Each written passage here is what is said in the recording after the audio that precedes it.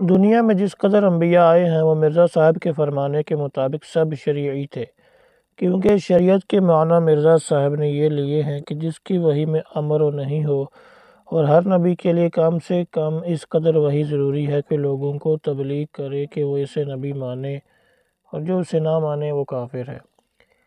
بسم اللہ الرحمن الرحیم۔ مقدمہ مرزائیہ بہاولپور جلد اول صفحہ نمبر 161۔ جرا بر بیان حضرت مولانا مرتضی حسن صاحب گواہ مدعیہ 24 اور 25 اگست 1932۔ 24 اگست 1932 جرا بر مرتضی حسن گواہ مدعیہ با اقرار سوال: جو شخص مرزا صاحب کو اہل سنت والجماعت کہے اور سمجھے اور یہ کہے کہ وہ ضروریات دین کے منکر نہیں، وہ کافر ہے یا مسلمان؟ جواب: اگر وہ شخص مرزا صاحب کے حالات سے واقف ہے اور مرزا صاحب کے عقائد پر اس کی اطلاع ہے اور ضروریات دین سے انکار کی اس کو خبر ہے، اور پھر بھی وہ مرزا صاحب کو مسلمان کہے تو وہ کافر ہے، اور اگر مرزا صاحب کے حالات سے ناواقف ہے اور ان کے عقائد اور عبارات پر پوری طرح سے مطلع نہیں تو وہ معذور ہے۔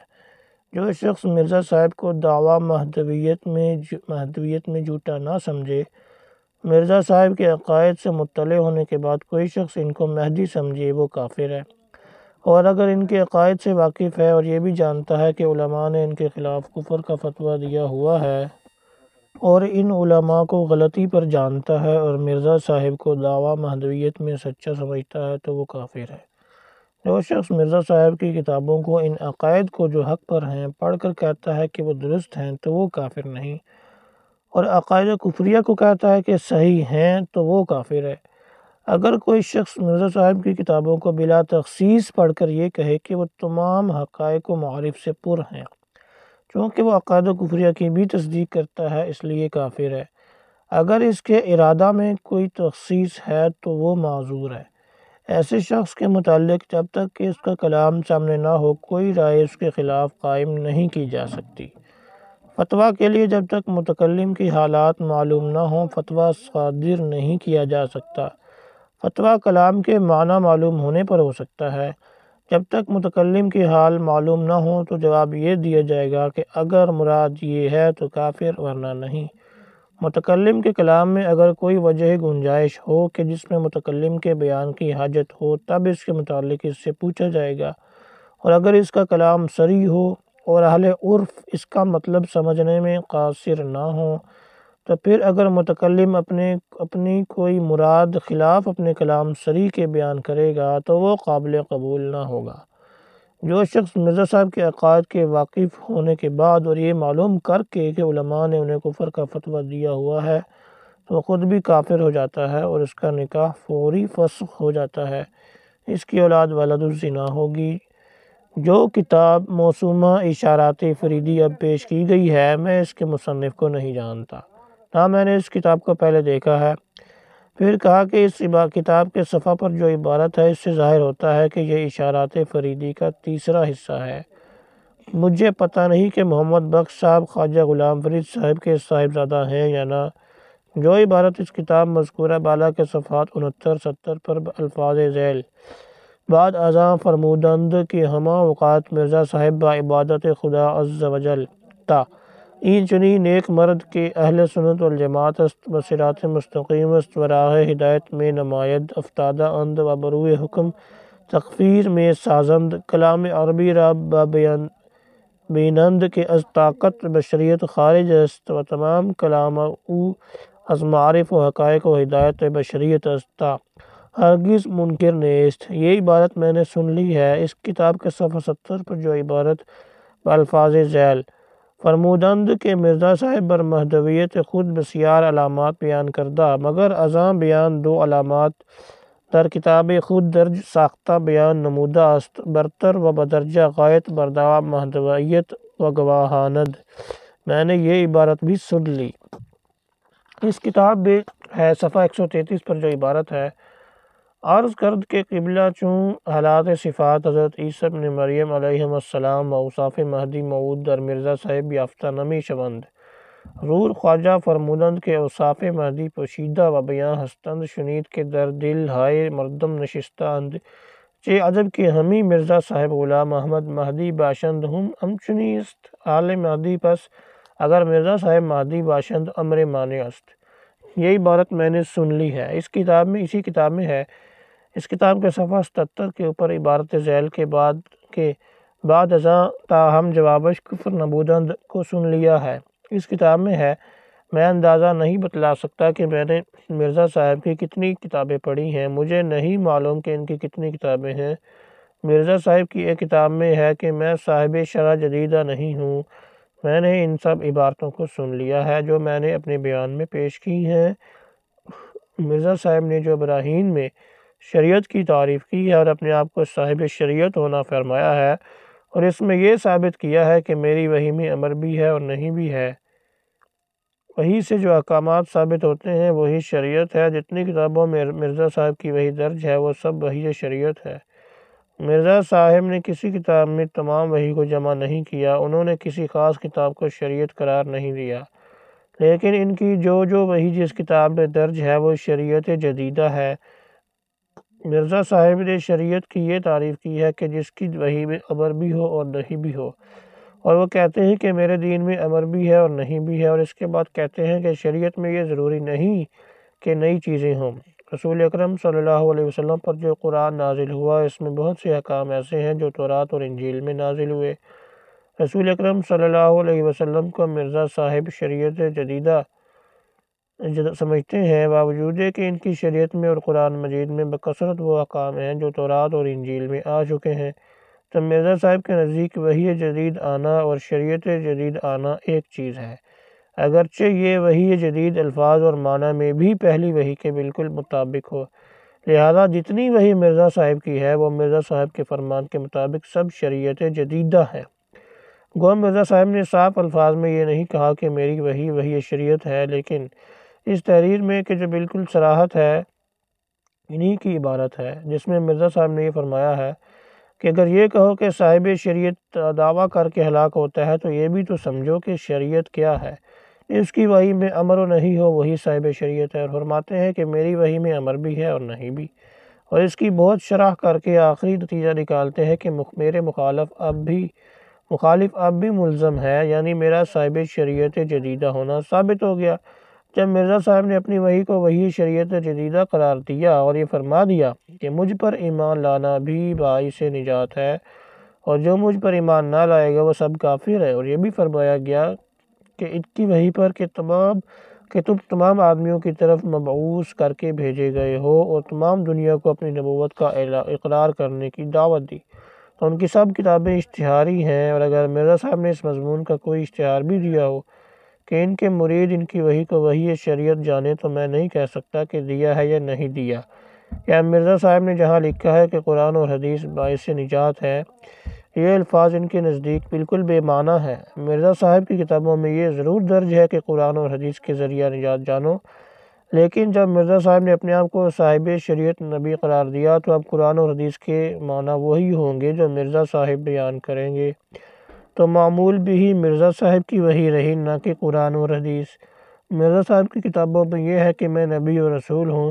سال 1901 کے ایک سال بعد تقریباً کوئی ایک کتاب ایسی نہ ہوگی جس میں نبی اور رسول ہونے کا دعویٰ نہ ہو۔ سال 1901 سے قبل بہت سی ایسی کتابیں ہیں جس میں دعویٰ نبوت اور رسول ہونے کا ہے۔ غالباً براہین احمدیہ میں بھی کوئی ایسی وحی مرزا صاحب نے نقل فرمائی ہے۔ مرزا صاحب کی کتابوں میں یہ الفاظ صاف طور پر نہیں کہ وہ رسول صلی اللہ علیہ وسلم کو خاتم النبیین نہیں مانتے، لیکن اس عبارت کا جو مفہوم ہے اس سے مرزا صاحب کی کتابیں بھری ہوئی ہیں۔ مرزا صاحب فرماتے ہیں کہ خاتم النبیین کے معنی یہ ہے کہ آپ کے بعد کوئی نبی جدید یا قدیم نہیں آ سکتا، اور اس کے بعد فرماتے ہیں کہ نبی کا آنا ضروری ہے۔ جس مذہب میں وحی نبوت نہ ہو وہ لعنتی و شیطانی مذہب ہے۔ یہ کہنے کے بعد کہ جس مذہب میں وحی نبوت نہ آئے وہ مذہب لعنتی و شیطانی ہے، یہی مرزا صاحب نے لکھا کہ رسول اللہ صلی اللہ علیہ وسلم خاتم النبیین ہے۔ میں نے احمدی جماعت کے بیعت فارم کو کبھی نہیں دیکھا۔ جو فارم پیش کیا گیا ہے یہ بیعت فارم ہے جو مرزا بشیر الدین احمد صاحب کی بیعت کے متعلق ہے۔ اشتہار پیش عدالت کیا گیا۔ میں نے ازالہ اوہام کو اول سے آخر تک پڑھا ہے۔ اس کتاب کے صفحہ 127 تقطیع خرد کو دیکھا ہے۔ اس پر عنوان ہمارے مذہب کے تحت مرزا صاحب نے الفاظ تحریر کیے ہیں وہ میں نے پڑھے ہیں، جو صفحہ 138 کی تیسری سطر تک بالفاظ ملحد اور کافر ہے تک ختم ہوتے ہیں۔ یہ عبارت اس کتاب میں موجود ہے۔ یہ سوال عدالت سے کہتا ہوں کہ جب تک مرزا صاحب نے یہ عبارت لکھی تھی اس وقت تک مرزا صاحب مسلمان تھے اور جو عقائد اسی عبارت میں لکھے ہیں وہ عقائد صحیح ہیں، مگر مرزا صاحب نے نہ بعد میں رسول اللہ صلی اللہ علیہ وسلم کو خاتم النبیین مانا، جس کو میں اپنے بیان میں واضح کر چکا ہوں، اور قرآن کو آخر الکتاب مانا، بلکہ مرزا صاحب کی وحی آخر الکتاب سمجھی جائے گی، کیونکہ مرزا صاحب کے نزدیک وہی آخر الوحی ہوگی۔ مرزا صاحب فرماتے ہیں کہ جو رسول اللہ صلی اللہ علیہ وسلم کو خاتم النبیین اور قرآن کو آخر الکتاب نہ سمجھے یا قرآن شریف کے احکام میں ایک شوشہ کا تغیر و تبدل کرے، وہ جماعت مومنین سے خارج ہو کر ملحدوں کی جماعت میں سے ہے۔ اس واسطے مرزا صاحب اس تحریر کے مطابق مومنین کی جماعت سے نکل ملحدوں میں داخل ہو گئے۔ مرزا صاحب نے جہاں شرعی نبوت کا دعویٰ کیا ہے اس کا حوالہ میں نے کتاب سے دیا تھا۔ اس صفحہ پر یہ الفاظ ہیں کہ ہمارا ایمان ہے کہ حضرت خاتم الانبیاء ہیں اور قرآن ربانی کتابوں کا خاتم ہے، لیکن بعد میں مرزا صاحب نے اپنی کتابوں میں یہ کہا ہے کہ مرزا صاحب حقیقی نبی ہیں، صاحب شریعت نبی ہیں، اور ان کے بعد مرزا نبی رسول اللہ صلی اللہ علیہ وسلم کی مانند دنیا میں آ سکتے ہیں۔ اور مرزا صاحب کی کتابوں کو اگر ایک جگہ جمع کیا جائے تو اس کے کئی جز بنے اور بعض احکام میں بھی تغیر و تبدل کیا ہے، اس کو میں اپنے بیان میں عرض کر چکا ہوں۔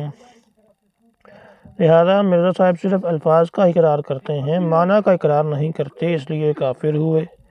مرزا صاحب نے جس جس جگہ اپنے آپ کو نبی کہا ہے اور اپنے منکروں کو کافر قرار دیا ہے اور جس جگہ نبی کی تعریف بیان کی ہے وہی نبوت حقیقت کا دعویٰ ہے، جس کو مرزا محمود صاحب نے حقیقت نبوت میں اس طرح سے مفصل بیان کیا ہے کہ انکار کی گنجائش نہیں۔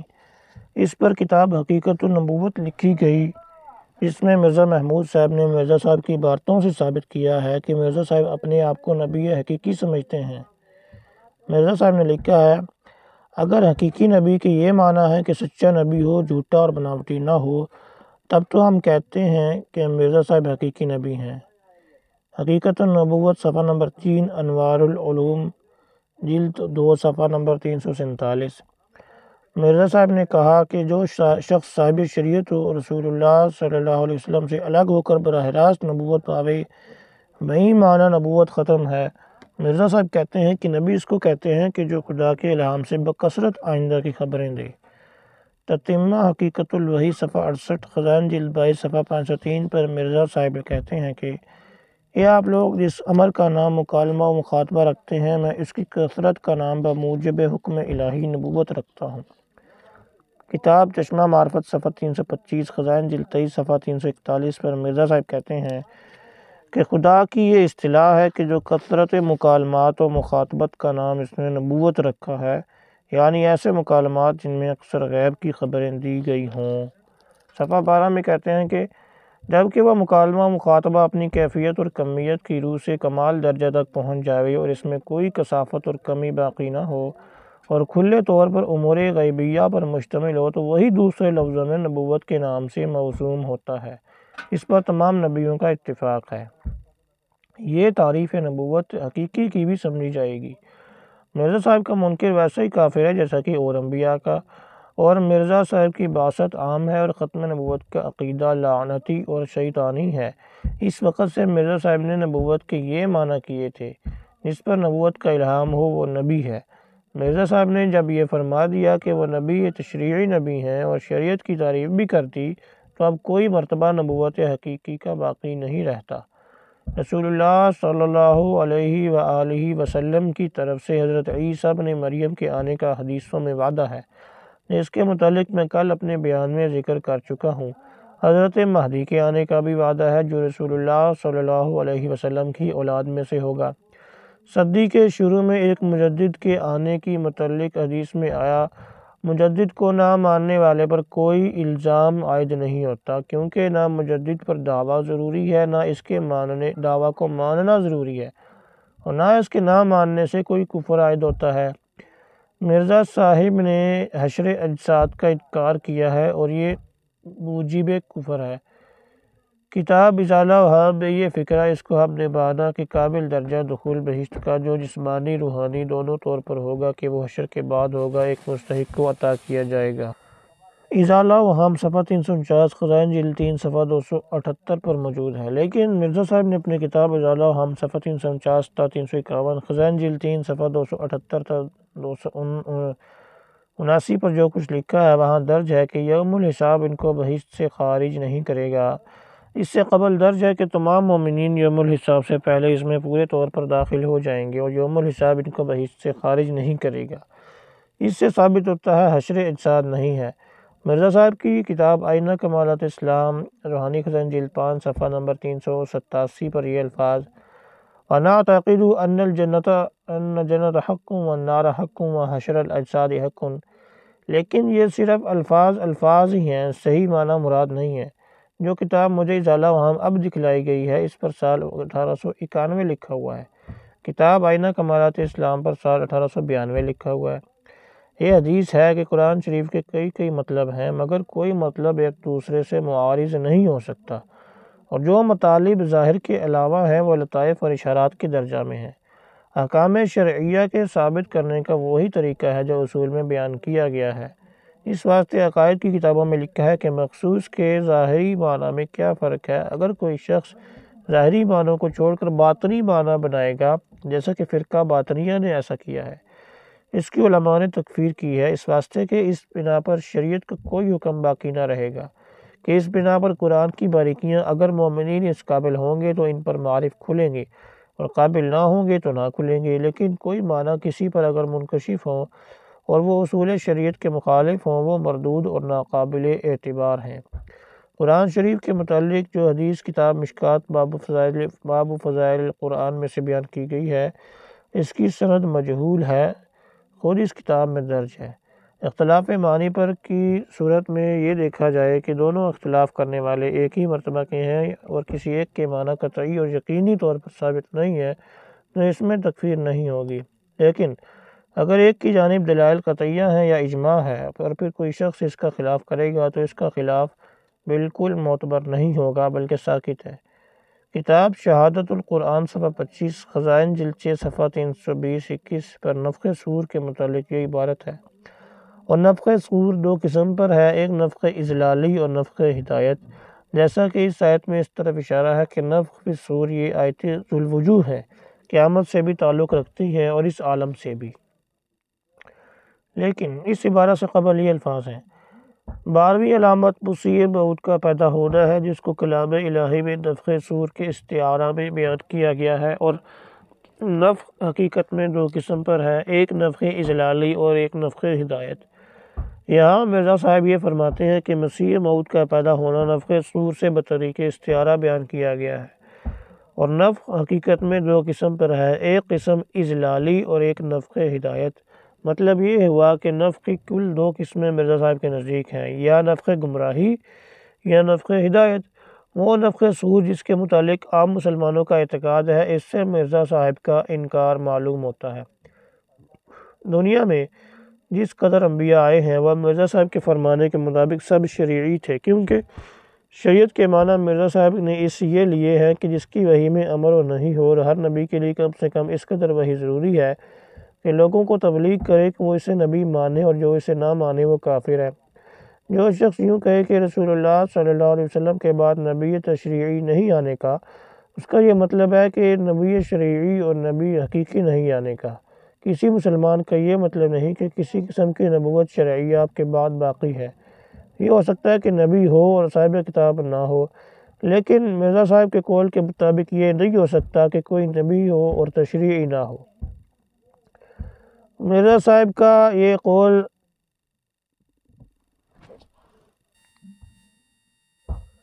اربعین کی عبارت سے جو میں نے بیان کیا ہے، اس سے اخذ ہوتا ہے کہ نبوت جو خدا کی طرف سے ہو وہ صرف شرعی نبوت ہے، اس کے سوا جو دعویٰ نبوت ہے وہ جھوٹا ہے۔ انسان کامل کے وصف سے جو یہ فرمایا ہے کہ رسول اللہ صلی اللہ علیہ وسلم کے بعد نبوت تشریعی بند ہے، اس کا یہی مطلب ہے کہ رسول اللہ صلی اللہ علیہ وسلم کے بعد خدا کی طرف سے کوئی حقیقی نبی نہیں آ سکتا۔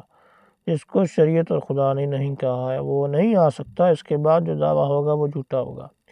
قرآن مجید کے جو احکام قطعی اور درست ہیں، ان کے اگر کوئی حدیث مخالف اور کوئی معنی صحیح اس کے نہ بن سکتے ہوں اور یہ حدیث تواتر اور درجہ شہرت کو نہ پہنچی ہو تو اس حدیث کو چھوڑ دیا جائے گا، ورنہ اگر کوئی حدیث ایسی نہ ہو کہ امت نے اس کو لے لیا ہے اور قبول کر لیا ہے اور وہ کسی قطعی چیز کے مخالف نہیں ہے، اس حدیث کو لیا جائے گا، اس تفصیل سے جو علم حدیث میں مفصل مذکور ہے۔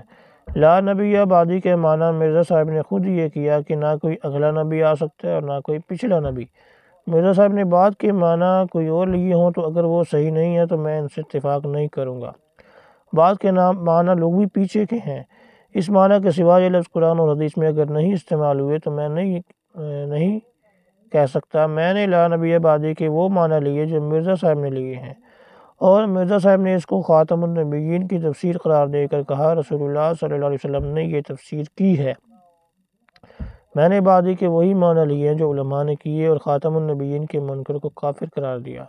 قرآن شریف میں بعدی کے معنی پیچھے ہی کے ہیں، چاہے مرنے کے بعد ہو یا اس وقت میں ہو یا کسی وقت کے بعد مراد ہے۔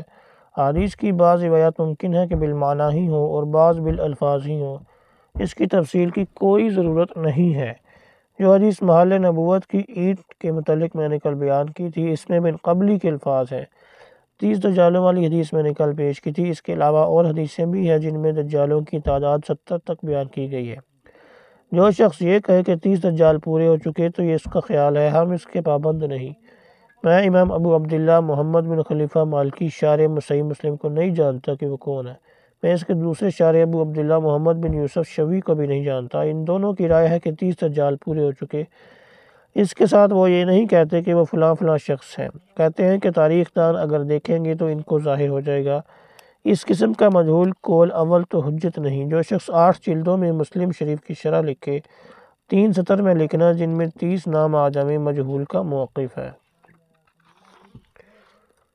علاوہ ازیں 30 کی عدد سے یہ نہیں معلوم ہوتا کہ سرور عالم صلی اللہ علیہ وسلم نے تمام دجالوں کا عدد بیان فرمایا ہے یا بڑے بڑے دجالوں کا۔ اس کے سوا 30 دجال ہے، نہیں کہا کہ 30 میں ہوں گے۔ چنانچہ اس کی نظیریں دوسری حدیثوں میں ملتی ہیں۔ 70 دجالوں والی حدیث مابعد کی ہر 2 کتابوں میں ضعیف ہے، یعنی وہ طبرانی میں ہے، البتہ ابن ماجہ میں ملتی ہے۔ لیکن اگر ایک حدیث ضعیف ہو اور پھر اس کے اور طریق بھی آئے ہو تو اس میں فی الجملہ قوت پیدا ہو جاتی ہے۔ اس 70 والی حدیث میں صرف یہ لفظ ہے کہ وہ دجال ہوں گے، نبی نہیں ہوں گے۔ مرقات شرح مشکات صفحہ 564 پر خاتم النبیین کے لفظ کے ساتھ سابقین کا لفظ بھی ہے، لیکن یہاں یہ لفظ ہمارے لیے مفید مطلب ہے اور ہونا چاہیے تھا۔ اگر نہ ہوتا تو مراد ہی تھی، اس واسطے کہ خاتم النبیین کے معنی سب سے پچھلا نبی۔ پچھلا باعتبار سابق کے ہوگا، یعنی پچھلا وہ ہے تو سابق کے بعد آئے، اور میں ہی نہیں کہتا، مرزا صاحب بھی یہی فرماتے ہیں۔ کیونکہ مرزا صاحب کہتے ہیں کہ عیسیٰ علیہ السلام کا آنا جائز رکھا جاوے تو بجائے محمد رسول اللہ صلی اللہ علیہ وسلم کے عیسیٰ علیہ السلام خاتم الانبیاء اور خاتم النبیین ٹھہریں گے۔ معلوم ہوا کہ مرزا صاحب کے نزدیک بھی خاتم النبیین کے معنی یہی ہیں، جو نبیوں سے سب سے پچھلا ہو اور پچھلا باعتبار سابق کے ہوگا، لہذا سابقین کا لفظ ضروری تھا۔ خاتم النبیین کے معنی یہ ہیں کہ آپ صلی اللہ علیہ وسلم سب سے پچھلے نبی ہیں۔ آپ صلی اللہ علیہ وسلم سب سے پچھلے نبی ہوئے تب کسی شخص کو نبوت نہ ملے گی۔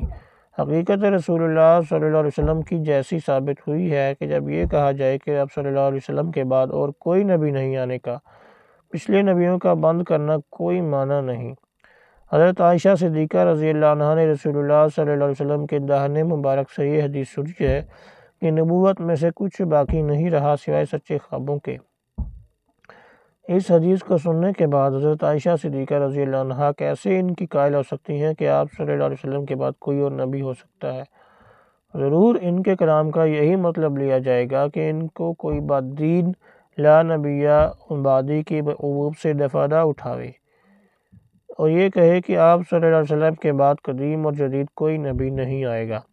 اس واسطے فرما دیا کہ ایسا لفظ ہی مت کہو، سیدھا لفظ کہو خاتم النبیین۔ یعنی سارے نبیوں کے پیچھے آنے والی۔ اب حضرت عیسیٰ علیہ السلام کا تشریف لانا خاتم النبیین کے موافق رہا، مخالف نہ رہا۔ یہ اعتراض کہ اگر عیسیٰ علیہ السلام اگر دنیا میں تشریف لائیں گے تو وہ نبی ہوں گے یا نہیں، اگر نہ ہوں گے تو منصب نبوت سے معزول ہونا لازم آتا ہے، تو کیا گناہ ہوا کہ وہ معزول ہو گئے؟ اور وہ معزول نہیں ہو گئے تو رسول اللہ صلی اللہ علیہ وسلم خاتم الانبیاء نہ ہوئے، وہ خاتم الانبیاء ہوں گے۔ اس کا جواب یہ ہے کہ عیسیٰ علیہ السلام تشریف لائیں گے اور نبی ہوں گے، نبوت سے معزول شدہ نہیں ہوں گے۔ جیسے اور انبیاء سابقین اس وقت نبی ہیں، اس طرح عیسیٰ علیہ السلام بھی اس وقت نبی ہیں، مگر چونکہ عیسیٰ علیہ السلام کو رسول الی بنی اسرائیل فرمایا گیا تھا، اب بھی وہ رسول الی بنی اسرائیل ہی ہیں۔ نہ وہ پہلے ہماری طرف مبعوث تھے اور نہ اب، نہ پہلے ہم ان کی امت تھے نہ اب۔ ہاں، لا نفرق بین احد من رسلہ کے حکم سے ان کی نبوت کا ماننا ہم پر فرض ہے، امر ہے اور رہے گا، ہم اس کا اقرار کرتے ہیں، مگر وہ منصب نبوت پر نہیں ہوں گے، تاکہ سرور عالم صلی اللہ علیہ وسلم کی خاتم النبیین میں فرق آوے۔ مرزا صاحب کا نبی ہونا بے شک آپ صلی اللہ علیہ وسلم کے ختم نبوت کے مخالف ہے۔ خاتم النبیین کے معنی بھی یہی ہے کہ وحی آپ صلی اللہ علیہ وسلم کے بعد منقطع ہے۔ مجھے وحی کے منقطع ہونے کی دیگر آیات بیان کرنے کی ضرورت نہیں۔ ختم نبوت کی جس قدر آیات ہیں وہ سب وحی کے سلسلہ کو منقطع ہونا ظاہر کرتی ہیں۔ لا نبی بعدی کی حدیث جو تواتر کے درجہ کو پہنچتی ہے، اس سے بھی ثابت ہوتا ہے کہ وحی آپ صلی اللہ علیہ وسلم کے بعد منقطع ہے۔ دوسرا، آپ صلی اللہ علیہ وسلم نے فرمایا کہ میرے بعد دجال آئیں گے، اس سے بھی وحی منقطع ہونا ظاہر ہوتی ہے۔ تیسرا، یہ فرمایا کہ میرے بعد نبوت میں کچھ باقی نہیں ہے، اور یہی بکثرت احادیث ہیں۔ وہ وحی جو مختص بالنبوت ہے، جب نبوت بند ہو گئی تو وہ بھی بند ہو گئی۔ اگر کوئی شخص نبوت کا دعویٰ نہ کرے اور یہ دعویٰ کرے کہ اس پر وحی نازل ہوتی ہے، مگر وہی اور جب وحی نبوت ہے تو بھی وہ کافر ہے۔ مطلق وحی کے دعویٰ کو کفر نہیں کہا گیا۔ قرآن سے ثابت ہے کہ شہد کی مکھیوں کو بھی وحی ہوتی ہے۔ بعض جگہ پر مجازاً الہام کو بھی کہا جاتا ہے۔ اس کے انقطاع کا بھی دعویٰ نہیں، دعویٰ صرف اس قدر کی وحی نبوت منقطع ہے۔ اب اگر کوئی نبوت کا دعویٰ کرے، اگر وہ دعویٰ وحی کی تصریح نہ ہو، جب بھی کافر۔ اور اگر وحی نبوت کا دعویٰ کرے تو اگرچہ نبوت کا دعویٰ واقعتاً نہ ہو، مگر چونکہ وحی نبوت نبی کو ہوگی لہذا وہ بھی کافر ہوگا۔ ضمیمہ جامعتم حاشیہ صفحہ نمبر 3، روحانی خزائن جلد 11 صفحہ نمبر 287 تا 289 کے شروع میں یہ فقرہ ہے۔ ایک مردہ پرست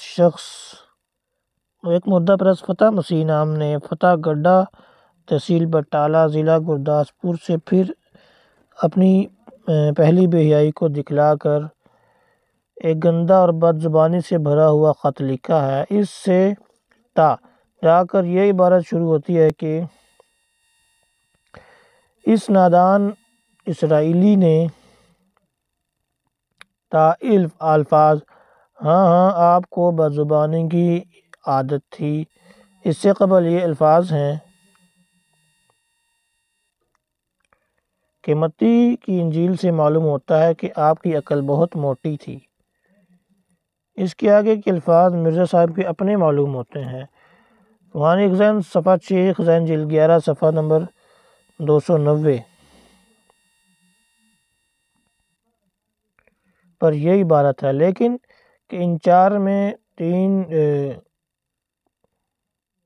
پر ایک فقرہ ہے کہ ایک فاضل پادری صاحب فرماتے ہیں، لیکن اس فقرہ کو غالی سے کچھ تعلق نہیں ہے، غالی مرزا صاحب کی اپنی طرف سے ہے۔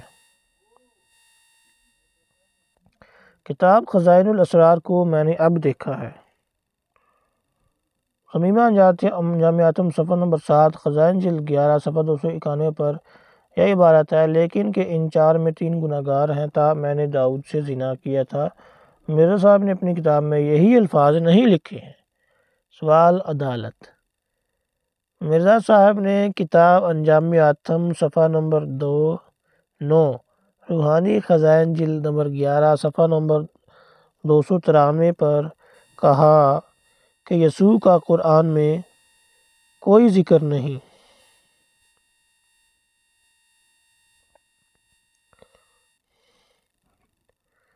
اور کہ انہوں نے یسوع کو گالیاں دی ہیں، مسیح کو نہیں دی۔ میں نے توضیح المرام کی عبارت سے یہ ثابت کیا کہ مرزا صاحب کے نزدیک یسوع اور مسیح ایک ہیں اور اسی مضمون کو میں نے ست بچن سے ثابت کیا ہے کہ یہاں یسوع مسیح ابن مریم مرزا صاحب کے نزدیک ایک ہے۔ یہ فوٹو میں نے پہلے نہیں دیکھا تھا اور نہ اس کے تحت کی عبارت پڑھی ہے۔ کشتی نور صفحہ 65 حاشیہ خزائن جلد 19 صفحہ 70 میں یہ عبارت ہے کہ عیسیٰ علیہ السلام شراب پیا کرتے تھے۔ اس کے بعد اس حاشیے میں یہ الفاظ ہیں کہ قرآن انجیل کی طرح شراب کو حلال نہیں ٹھہراتا۔ اب مجھے معلوم نہیں کہ اس کتاب میں قرآن شریعت کی تعلیم اور انجیل کی تعلیم کا مقابلہ کیا گیا ہے۔ اس کتاب کے جس حاشیہ سے میں نے حوالہ دیا ہے، میں نے اس حاشیہ کو پورا دیکھا ہے اور اس سے جو کچھ میں نے نتیجہ نکالا وہ میں نے بیان کر دیا ہے۔ میرے لیے ضروری نہ تھا کہ میں تمام کتاب پڑھتا۔ میں نے خزائن الاسرار کل دیکھی ہے، اس سے پہلے نہیں دیکھی۔ کتاب ازالہ اوہام صفحہ 8 خزائن جلد 3 صفحہ 106-107 کا حوالہ میں نے دیا تھا۔ اس کے آگے کے الفاظ ہیں کہ اس مقام میں زیادہ تر تعجب یہ ہے دیکھو کتاب لوکا باب 22 تختی خورد صفحہ 8 و تختی کلاں صفحہ 4۔ اس عبارت کے بعد یہ الفاظ ہیں کہ اس مقام میں زیادہ تر تعجب یہ ہے دیکھو کتاب۔ اس بات کے بعد یہ الفاظ ہیں کہ اب خیال کرنا چاہیے کہ حضرت مسیح میں اختیاری طور پر جیسا کہ عیسائیوں کو خیال ہے کوئی معجزہ دکھاتے۔ اس کے آگے متی باب 12 آیت 9 تا 13 کا حوالہ بھی ہے۔ میں نے جو حوالہ پیش کیا ہے اس سے ان عبارتوں کا کوئی تعلق نہیں۔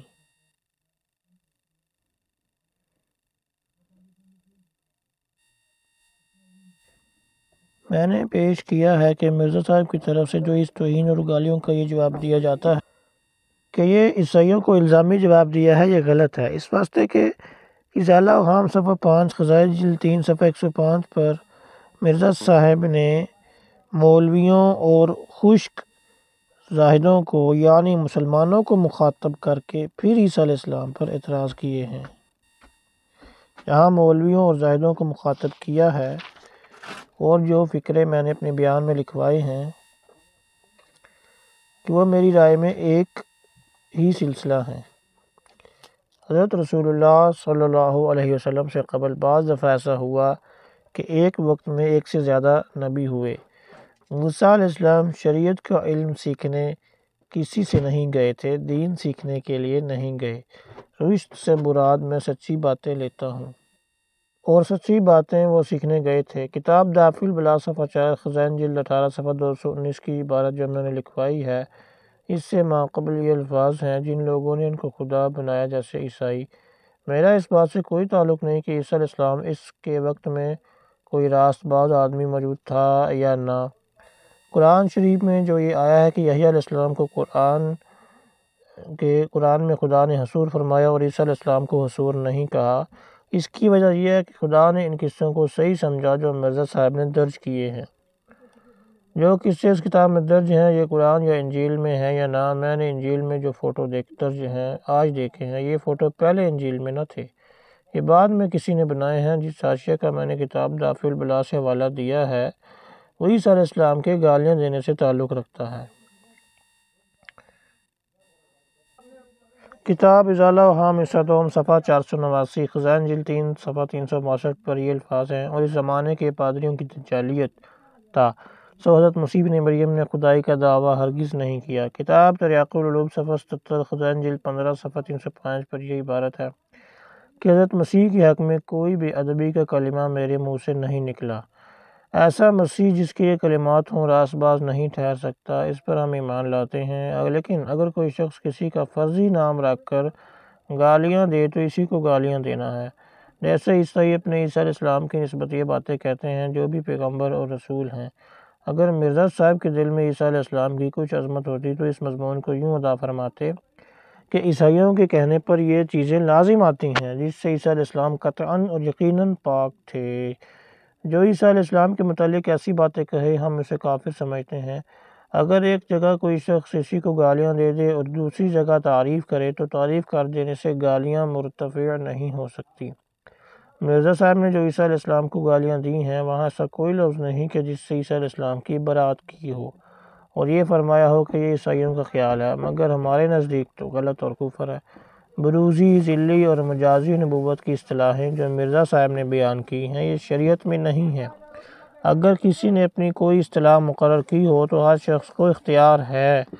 مرزا صاحب نے ان الفاظ کو بول کر آخر میں معنی وہی مراد لیے ہیں کہ جو نبوت شرعی اور تشریعی کے ہیں، لہذا نبوت کے ساتھ ایسے الفاظ کو ملانے سے کوئی نفع نہیں ہوتا۔ علاوہ ازیں یہ الفاظ مرزا صاحب کے ابتدائی ہیں اور انہی میں دعویٰ نبوت حقیقتاً شرعیہ یا تشریعی ہے جو میں بیان کر چکا ہوں۔ مرزا صاحب نے جو ذلی نبوت کے معنی فرمائے ہیں وہ یہ ہیں کہ سارے انبیاء سابقین رسول اللہ صلی اللہ علیہ وسلم کے ایک ایک صفت میں ذل ہیں اور مرزا صاحب تمام صفات میں ذل ہیں۔ اس کے سوا مجھے اور معنی معلوم نہیں کہ مرزا صاحب نے کیا کیے ہیں۔ کتاب حقیقت الوحی صفحہ 28 خزائن جلد 22 صفحہ 30 پر یہ درج ہے مگر ذلی نبوت جس کے معنی ہے کہ محض فیض محمدی سے وہی پانا وہ قیامت تک باقی رہے گا، مگر مرزا صاحب کا یہ فرمانا ختم نبوت کے خلاف ہے، جس کو مرزا صاحب نے فرمایا ہے کہ اس کا انکار کرنا کفر ہے، اور یہ بھی فرمایا کہ جتنی نبوت سابقہ ہیں وہ بھی سب فیض محمدی ہیں۔ اس کا حاصل یہ نکلا کہ نوح علیہ السلام، ابراہیم علیہ السلام، عیسیٰ علیہ السلام، موسیٰ علیہ السلام وغیرہ ہزاروں کی تعداد میں پہلے بھی انبیاء آئے، پھر بھی ایسے ہی حقیقی نبیوں کا آنا قیامت تک باقی ہے، جو مرزا صاحب کے اقرار سے اور تمام مسلمانوں کے نزدیک کفر ہے۔ کتاب توضیح المرام صفحہ 23 خزائن جلد 3 صفحہ 62 پر یہ عبارت ہے کہ لیکن اگر اس جگہ یہ استفسار ہو تا چہ جائے کہ وہ کسی اور کو حاصل ہو سکے۔ یہ قول مرزا صاحب نے کسی زمانے میں کیا ہوگا، مگر مرزا صاحب کا جو آخری عقیدہ ہے وہ اس کے بالکل مخالف ہے۔ مجھے معلوم نہیں کہ یہ کتاب توضیح المرام کب لکھی گئی۔ مرزا صاحب یہ دعویٰ فرماتے ہیں کہ عین ہی محمد اور عین ہی احمد ہوں، میں وہی محمد ہوں جو بروزی رنگ میں دوبارہ آیا۔ محمد صلی اللہ علیہ وسلم کی نبوت محمد کو ہی ملی، کسی اور کو نہیں ملی۔ اور پھر مرزا صاحب نے یہ بھی فرمایا کہ جیسے ان کے صاحبزادوں نے نقل کیا کہ مرزا صاحب نے رسول اللہ صلی اللہ علیہ وسلم کی پہلی بعثت کو ہلال سے تعبیر کیا اور بعثت ثانیہ کو بدر سے، اور ظاہر ہے کہ بدر اعلیٰ اور اکمل ہے ہلال سے، تو مرزا صاحب نے رسول اللہ صلی اللہ علیہ وسلم سے نسبت کا بھی دعویٰ کیا اور افضلیت کا بھی دعویٰ کیا۔ اس سے ثابت ہوا کہ یہ بیان پہلے کے متناقض اور مخالف ہے۔ کتاب توضیح المرام صفحہ 23 خزائن جلد 3 صفحہ 62 پر جو اشعار پڑھے گئے جو موجود ہیں، لیکن میں نہیں کہہ سکتا کہ یہ مرزا صاحب کے اپنے اشعار ہیں یا کسی اور کے۔ کتاب آئینہ کمالات صفحہ 387 خزائن جلد 5 صفحہ اذن پر یہ الفاظ ہیں کہ نعتقد ان رسولنا خیر الرسول و افضل المرسلین و خاتم النبیین و افضل من کل من یأتی و خلا۔ لیکن یہ لفظ ہیں، ان کا معنی مقصود نہیں۔ کتاب ایک غلطی کا ازالہ صفحہ نمبر 3-4 خزائن جلد 18 صفحہ 210-211 پر یہ عبارت ہے کہ بھلا اگر مجھے قبول نہیں کرتے تھا بعض حدیثوں میں کہ مجھ میں سے ہوگا۔ مرزا صاحب کے ہاں دونوں فکروں میں کہ میں ذلی طور پر محمدی ہوں اور میں محمد ہوں کوئی فرق نہیں۔ میرے نزدیک ذلی کوئی اصطلاح نہیں، میں عین محمد ہوں یا میں محمد ہوں، ان دونوں میں کوئی فرق نہیں۔ اگر کوئی شخص یوں کہے کہ میں محمد یا عین ہی محمد ہوں، اور اگر کوئی اس کے قائل کا مسلمان ہونا معلوم ہے اور یہ بھی معلوم ہے کہ اس سے غرض واقعی نبیت یا نبوت ثابت کرنا مقصود نہیں بلکہ کوئی معنی مجاز ہے تو وہ مسلمان ہے، اور اگر اس سے متکلم کا حال معلوم ہی نہیں یا حال معلوم ہے اور اس کے کلمات بھی کفریاں ہیں وہ قطعاً و یقیناً مرتد ہو چکا ہے۔ یا اس کی غرض اس کلام سے رسول اللہ صلی اللہ علیہ وسلم کے ساتھ دعویٰ مساوات یا اپنی نبوت کا ثابت کرنا ہے تو وہ شخص بے شک قطعاً کافر ہے۔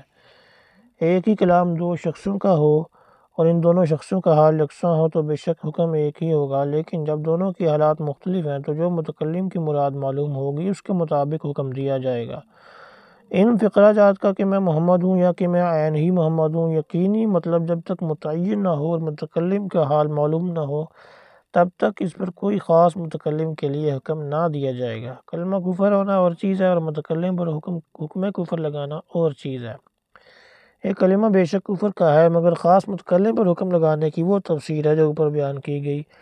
بہت سے صوفیوں سے انا الحق اور سبحانی وما اعظم شانی اور اس قسم کے کلمات مذکور ہیں جو اپنے معنی کے لحاظ سے کفر ہیں، مگر چونکہ متکلم کا حال معلوم نہیں کہ اس نے حالت سکر یا مغلوب الحال ہو کر کہا ہے، اس واسطے ایسی صورتوں میں تکفیر سے بڑی احتیاط کی گئی ہے۔